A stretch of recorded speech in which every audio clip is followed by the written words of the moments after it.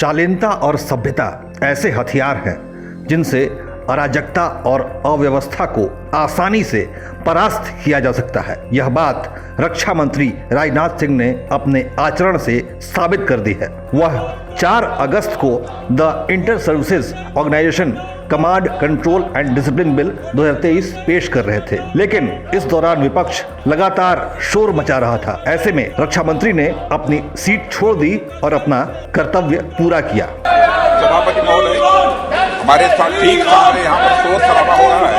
यदि आपकी इजाजत हो तो मैं पीछे जाकर प्लीज ऐसी स्थिति में मेरे द्वारा विचार करना यह संभव नहीं है। सभापति, मैं आपकी इजाजत चाहता हूँ।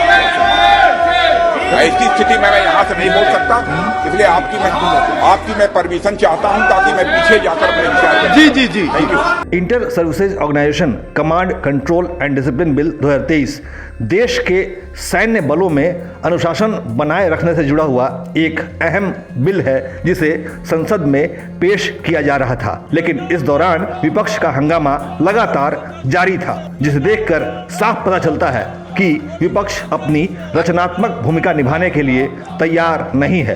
अन्यथा सीमाओं की रक्षा से संबंधित बिल को पेश किए जाने के दौरान इतना हंगामा नहीं खड़ा किया जाता। हालांकि इस दौरान सभापति ने खेद जताते हुए विपक्ष को समझाने की पूरी कोशिश की, लेकिन जिनका मकसद ही हंगामा खड़ा करना हो वो भला कहां मानने वाले थे। आपको निर्णय नहीं करना है। जी आप शांत हो जाइए, आप अपने स्थान पर जाकर के बैठिए, आप अपने स्थान पर जाकर के बैठिए प्लीज। माननीय मंत्री जी, स्थिति नहीं है, ये अच्छी स्थिति नहीं है कि हंगामे के कारण माननीय मंत्री जी को किसी अन्य सीट से अपनी बात कहनी पड़ रही है। ये अच्छी बात नहीं है। ये प्लीज अपने स्थान पर जाइए, शांति रखिए। लेकिन जिनको देश की चिंता हो वह तमाम अवरोधों के बावजूद अपना कर्तव्य निभाने का रास्ता तलाश कर ही लेते हैं। रक्षा मंत्री ने भी बिल्कुल ऐसा ही किया और उन्होंने सदन में अपनी सीट छोड़कर पीछे की सीट पर जाकर बिल पेश किया। यह बिल 2 महत्वपूर्ण मकसदों को एक साथ पूरा करता है। यह हमारी आर्म्ड फोर्सेस के तीनों अंगों के बीच इंटीग्रेशन तथा ज्वाइंटनेस की दिशा में बढ़ाया गया एक बहुत ही महत्वपूर्ण कदम है, जिससे वे भविष्य की चुनौतियों का एकजुट और एकीकृत तरीके से मुकाबला कर सकें। यह एक ऐसा वातावरण बनाने में निश्चित रूप से हमारी यह मदद करेगा जो हमारे इंटर सर्विसेज ऑर्गेनाइजेशन में अनुशासन को मजबूत करेगा। मैं इन दोनों महत्वपूर्ण पहलुओं पर माननीय सदस्यों का ध्यान आकर्षित करना चाहूंगा। सभापति महोदय, यह सर्वविदित है, अनुशासन यह सेना की आत्मा होती है। यह उनके चरित्र और संकल्प को भी मजबूत करता है।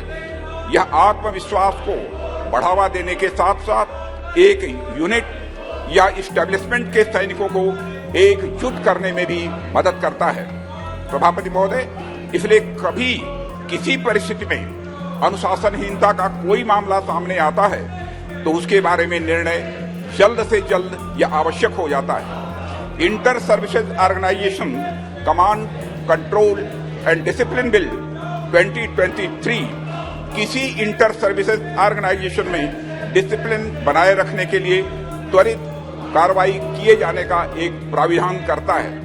हम आपको बता दें कि भारतीय सशस्त्र बलों के तीनों अंगों को एक साथ मिलाकर इंटीग्रेटेड थिएटर कमांड बनाने की योजना पर सरकार तेजी से काम कर रही है। इसी दिशा में inter services organisations command control and discipline bill 2023 एक अहम कदम के तौर पर पेश किया गया, जो कि देश की सेना के तीनों अंगों के सिपाहियों के साथ समान अनुशासनिक व्यवहार सुनिश्चित करेगा। इंटीग्रेटेड थिएटर कमांड के बारे में उदय इंडिया ने पहले भी आपको खबर दिखाई थी।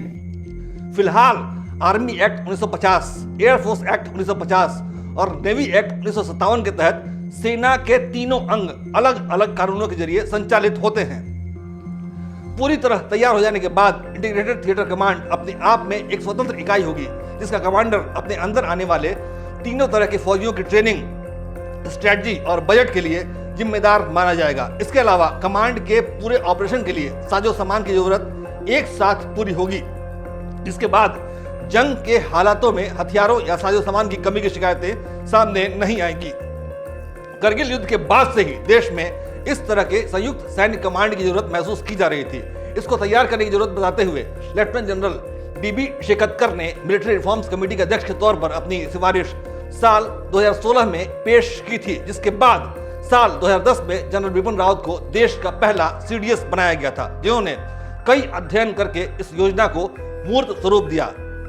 लेकिन जनरल रावत के हेलीकॉप्टर दुर्घटना में असामयिक निधन के बाद लेफ्टिनेंट जनरल अनिल चौहान को CDS बनाया गया, जिनके नेतृत्व में इंटीग्रेटेड थिएटर कमांड का सपना अब लगभग पूरा होने जा रहा है। दरअसल सूचना और प्रौद्योगिकी के इस युग में युद्ध की तकनीक भी बदलती जा रही है। ऐसे में देश के नीति नियंताओं ने यह तय किया है कि सैन्य बलों के ऑपरेशन में भी बदलाव लाना जरूरी है, जिसकी एक चरण के रूप में 4 अगस्त को inter services organisations command control and discipline bill 2023 पेश किया गया। यह देश में इंटीग्रेटेड थिएटर कमांड की दिशा में उठाया गया एक अहम कदम है। इसे सरल भाषा में समझें तो अगर चीन, पाकिस्तान जैसे दुश्मनों ने हमारे देश के खिलाफ एक साथ जंग का आगाज किया तो सशस्त्र सेनाओं के तीनों अंगों की इंटीग्रेटेड थिएटर कमांड उसे अंजाम तक पहुंचाएगी। यानी राफेल और तेजस जैसे लड़ाकू विमान, अर्जुन और T-90 जैसे टैंक और हवाईजर तोपें, आकाश और ब्रह्मोस जैसी मिसाइलों के साथ साथ विक्रांत